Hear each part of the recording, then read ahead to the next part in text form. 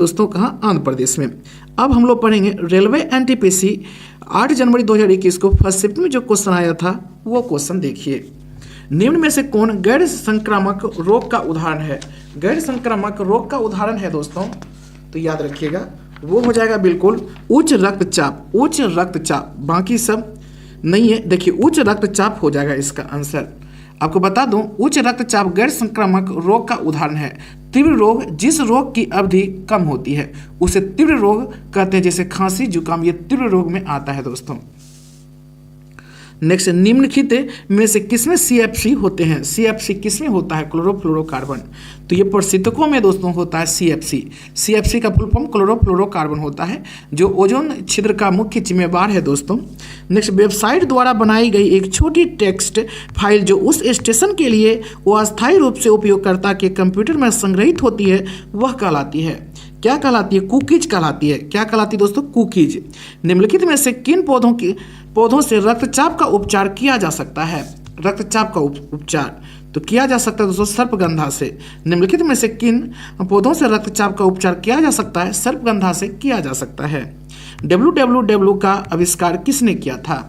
किसने किया था? टिम बर्नर्स-ली ने किया था। टिम बर्नर्स-ली ने किया था। उस मिशन का नाम बताइए जिसमें इसरो ने सूर्य का अध्ययन करने का विचार किया। तो ये क्या हो जाएगा दोस्तों? Aditya L1। Aditya L1। Next, निम्नलिखित में से एक अम्ल और क्षार के बीच समानता है, तो वो हो जाएगा दोस्तों अम्ल और क्षार को जल में मिलाने की प्रक्रिया ऊष्माक्षेपी होती है। अम्ल और क्षार को जल में मिलाने की प्रक्रिया ऊष्माक्षेपी होती है। ग्लूकोज के अणु डैश में टूटते हैं। ग्लूकोज के अणु दोस्तों पायरुविक एसिड में टूटते हैं। पायरुविक एसिड में टूटते हैं। नेक्स्ट, मात्रा के संदर्भ में विश्व की सबसे बड़ी मीठे जल की झील कौन सी है? तो याद रखिएगा सुपीरियल झील है। मात्रा के संदर्भ में विश्व की सबसे बड़ी मीठे जल की झील कौन सी है? तो सुपीरियल झील है। नेक्स्ट, एनफील्ड राइफल्स लाने के लिए कौन उत्तरदायी है जिनमें चर्बी वाले कारतूसों का उपयोग होता था, जो 1857 विद्रोह का तत्कालीन कारण बना था? तो ये हो जाएगा दोस्तों हेनरी हर्डी। हेनरी हंडी।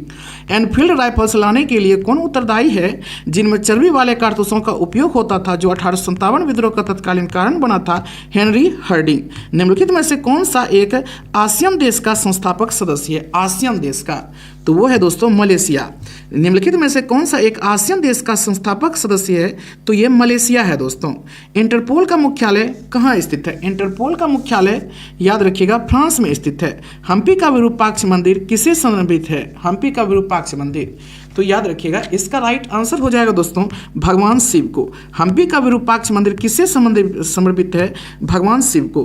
किसी भारतीय राज्य के पास ताप ऊर्जा से सर्वाधिक शक्ति उत्पादन क्षमता क्या है? तो याद रखिए महाराष्ट्र। तो किस भारतीय राज्य के पास ताप ऊर्जा से सर्वाधिक शक्ति उत्पादन होता है दोस्तों? तो महाराष्ट्र का होता है। निम्नलिखित में से किस एक न्यूक्लियर रिसर्च रिएक्टर का संचालन भाभा परमाणु अनुसंधान केंद्र द्वारा किया गया है? तो ये हो जाएगा ध्रुव। निम्नलिखित में से किस एक न्यूक्लियर रिसर्च रिएक्टर का संचालन भाभा परमाणु अनुसंधान केंद्र द्वारा किया गया है? ध्रुव का किया गया है। नाट्यशास्त्र जो एक नाटकीय कला के विषय में एक प्रसिद्ध ग्रंथ है, किसने लिखा था? तो याद रखिए भरत मुनि ने लिखा था। नाट्यशास्त्र जो कि नाटकीय कला के विषय में एक प्रसिद्ध ग्रंथ है, किसने लिखा था? भरत मुनि ने। भारतीय संविधान का कौन सा अनुच्छेद सार्वजनिक रोजगार में समान अवसर का अधिकार प्रदान करता है? तो वो करता है दोस्तों अनुच्छेद 16। अनुच्छेद 16। प्रथम आईसीसी T20 क्रिकेट विश्व कप पुरुष का खिताब किस देश ने जीता है? किस देश ने जीता है? तो भारत ने। प्रथम आईसीसी T20 क्रिकेट विश्व कप पुरुष का खिताब किस देश ने जीता है? तो भारत ने जीता है। भारत का दूसरा उच्च संवैधानिक पद कौन सा है? तो कौन सा है? उपराष्ट्रपति है दोस्तों।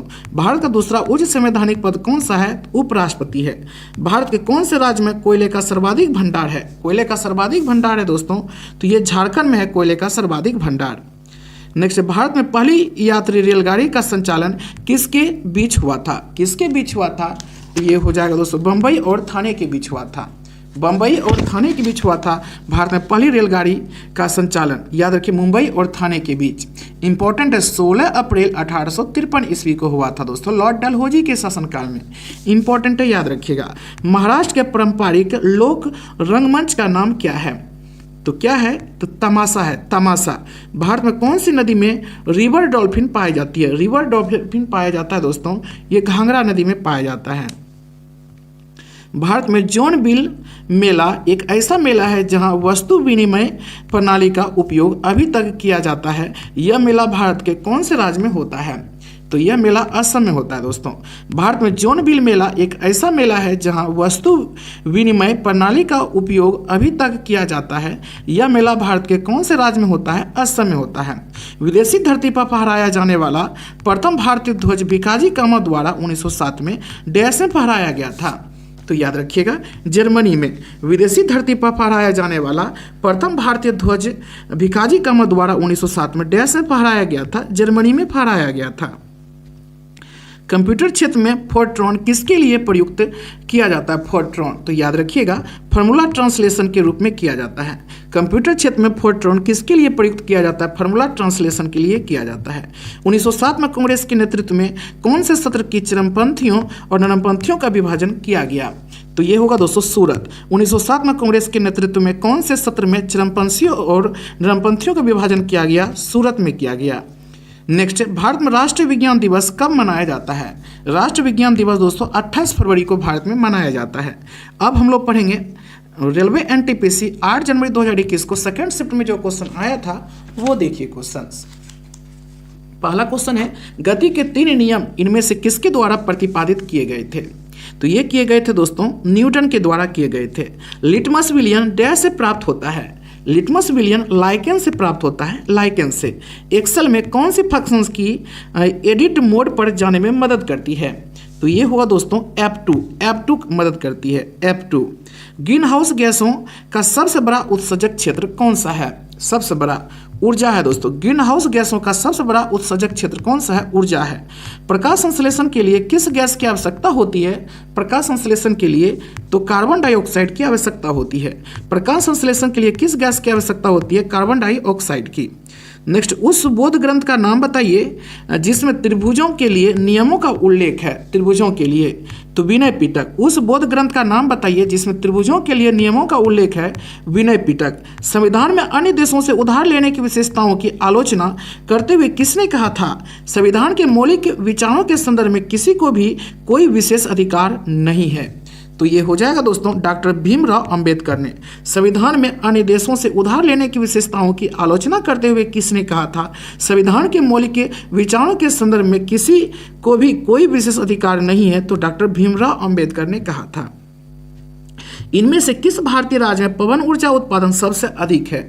तो किस भारतीय राज्य में है दोस्तों? तो याद रखिएगा ये तमिलनाडु में। तमिलनाडु में सबसे अधिक पवन ऊर्जा उत्पादन होता है। नेक्स्ट, महात्मा गांधी ने राजनीति में किसको अपना गुरु माना था? किसको माना था? गोपाल कृष्ण गोखले को माना था। भारतीय रेलवे के हाल ही में जोड़े गए 17वें जोन का नाम बताइए। क्या 17वें जोन का नाम? कोलकाता मेट्रो है दोस्तों। भारत के पहले सफल परमाणु परीक्षण का कोड नाम क्या है?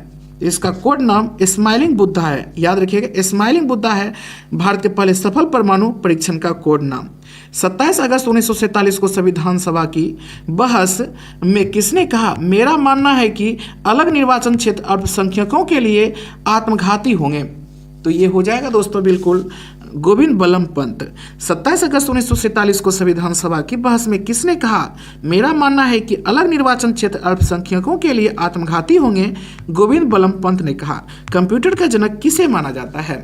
चार्ल्स बेबेज को माना जाता है कंप्यूटर का जनक। रोलेट एक्ट के अंतर्गत निम्नलिखित में से कौन सा एक उपाय अपनाया गया था?